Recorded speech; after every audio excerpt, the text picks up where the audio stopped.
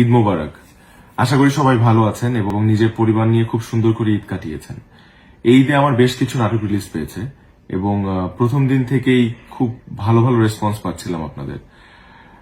এই ঈদটা আমার খুব সুন্দর একটা ঈদ হতে পারতো আপনাদের ভালোবাসায়, আপনাদের সাপোর্টে, কিন্তু সেটা হয়নি।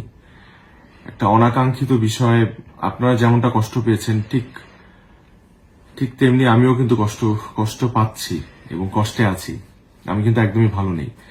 সো আপনারা এটা বুঝতেই পারছেন, কারণ আমাকে অনেকেই আমার শুভাকাঙ্ক্ষীরা মেসেজ পাঠিয়েছে এবং সাপোর্ট দেওয়ার চেষ্টা করছে। হয়তো আমার মানসিক অবস্থার কথা তারা বুঝতে পারছে। এই কারণে আমার মনে হয়েছে আপনাদের সাথে কিছু কথা বলার দরকার। আমার অভিনীত নাটক রূপান্তর, এটাকে ঘিরে যে ধরনের বিতর্ক তৈরি হয়েছে সেটা একদমই আনএক্সপেক্টেড। এই নাটকের মাধ্যমে আমরা কারো ধর্মীয় অনুভূতিকে আঘাত করা বা অন্য কোনো উদ্দেশ্য আমাদের নেই। আমি নিজেও একটা মুসলিম পরিবারের ছেলে, তো আমি জানি আমি কতটা ধর্মকে বিশ্বাস করি, আল্লাহকে কতটা শ্রদ্ধা করি।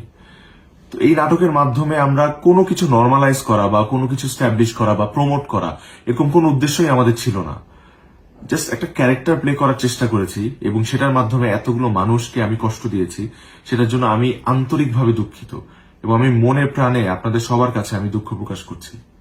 আমি দীর্ঘ 11 বছর যাবৎ নাটক করছি এবং আজকে আমার যে অবস্থান, এটার পেছনে আসলে আমার একার অবদান নেই।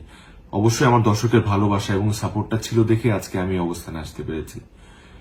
তো আমার কাজ করার মূল উদ্দেশ্য হচ্ছে আমার দর্শককে একটু এন্টারটেনমেন্ট দেওয়া, একটু তাদের খুশি। এই কারণে আসলে এত কষ্ট করি আমি।